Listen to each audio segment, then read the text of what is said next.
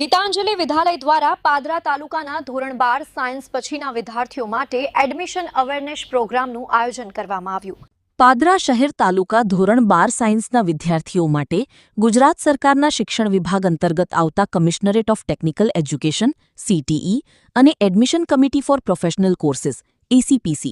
તેમજ ગીતાંજલિ વિદ્યાલયના સંયુક્ત ઉપક્રમે પાદરા તાલુકાના ધોરણ 12 સાયન્સ પછી વિદ્યાર્થીઓ માટે એડમિશન અવેરનેસ પ્રોગ્રામનું આયોજન કરવામાં આવ્યું, જેમાં ધોરણ 12 સાયન્સ પછી વિદ્યાર્થીઓ માટે સરકાર દ્વારા આપવામાં આવતી એડમિશનની તકો અને સ્કોલરશિપ માટેની ઓનલાઈન પ્રક્રિયા વિશે વિગતવાર માર્ગદર્શન માટે સેમિનારનું આયોજન કરવામાં આવ્યું હતું,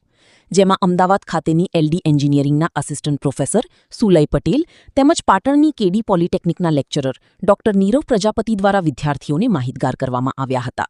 સાથે સાથે રાજ્ય સરકારના શિક્ષણ વિભાગ દ્વારા ચાલુ વર્ષે ધોરણ 12 સાયન્સમાં રાજ્ય ઉત્તીર્ણ થયેલ વિદ્યાર્થીઓ પૈકી 1% જેટલા ટોપર વિદ્યાર્થીઓને સરકાર દ્વારા scholarship four higher education SHE અંતર્ગત ઇન્સ્પાયર સ્કીમ ઓફ DSTના માધ્યમ દ્વારા આગામી 5 વર્ષ સુધી ઉચ્ચ અભ્યાસ અર્થે લાભ મળશે,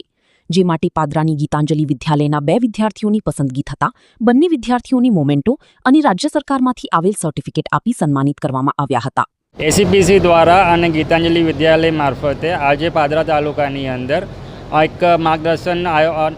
પ્રોગ્રામનું આયોજન કરવામાં આવેલ છે, જેની અંદર એન્જિનિયરિંગ, ફાર્મસી, આર્કિટેક્ટ અને હોટેલ મેનેજમેન્ટને લગતા કોર્સીસ માટે માહિતી આપવામાં આવશે, જેમાં એડમિશનને લગતી માહિતી, એલિજિબિલિટીને લગતી માહિતી અને કેવી રીતે આગળ આખી ઓનલાઈન પ્રોસેસ કરવી અને એડમિશન કેવી રીતે કન્ફર્મ કરવું વગેરે દરેક માહિતી આજે આ પ્રોગ્રામમાં આપવામાં આવશે। આજરોજ પ્રમુખ સ્વામી ટાઉન હોલ ખાતે ACPC વિભાગ તથા ગીતાંજલિ વિદ્યાલયના સંયુક્ત ઉપક્રમે વિદ્યાર્થીઓને સાયન્સ પ્રવાહના માર્ગદર્શન માટે